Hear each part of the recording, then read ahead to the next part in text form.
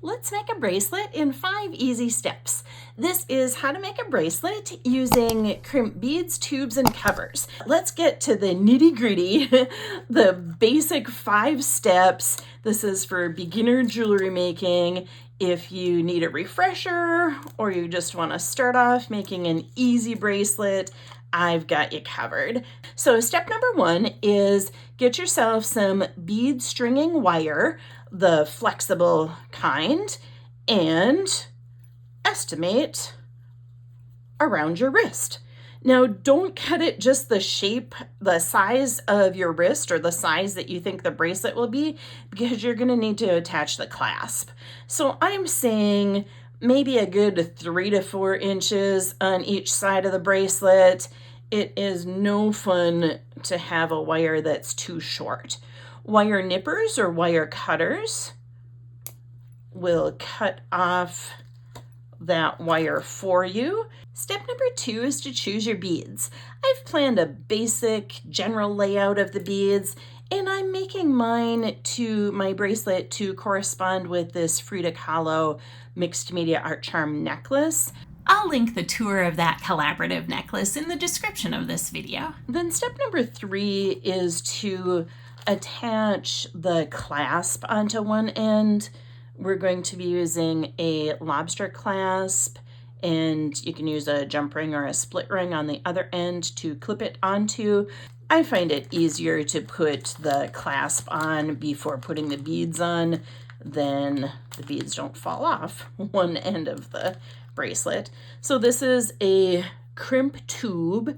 It's a little bit longer, like a cylinder. A crimp bead is more round, like a circle. I have put the crimp bead onto the beading wire. I'm now sliding the lobster clasp onto it, and I do have another tutorial, just a refresher about how to do this part of the step. The beading wire is now going back in the direction to the left through the crimp tube, and I'm sliding the crimp tube close to the clasp. A crimping pliers is used. The back notch is going to bend the crimp bead. The front notch close to the tip of the pliers is going to round it out into a circle. Back to the wire nippers. Let's snip off this tail of the beading wire and move along to a crimp cover. A crimp cover is optional. It is just a smooth-sided open bead that is going to wrap around the crimp tube. The reason is because it's more comfortable to wear. The crimp tube can be a little rough. I'm putting the open side of the crimp cover up, gently nestling just the crimp tube or crimp bead into it and squeezing it shut with a jewelry pliers like a clam shell. The next step is to string your beads onto your bracelet. Then they can slide all the way down to the end and don't fall off. Once you've strung your beads on the bracelet, it's now time to put the jump ring or the split ring on the other end of the wire. That is attached with a crimp bead or a crimp tube the same way that you put on the clasp.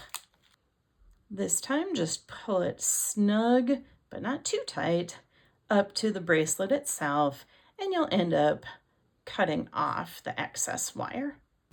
Use your crimping tool or crimping pliers the same way that we did before. After you have optionally attached that second crimp cover, you have made your bracelet.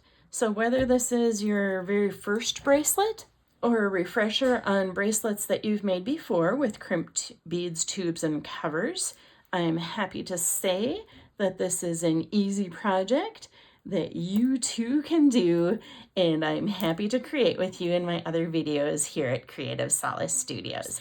If you're interested in a different tutorial where you don't need the crimp beads, this memory wire bracelet, the stretchable kind, has wire where you bend it into its own loop and clasp, so you don't need crimp beads. Thanks for subscribing. I'm Kathleen Arola-Johnson at Creative Solace Studios.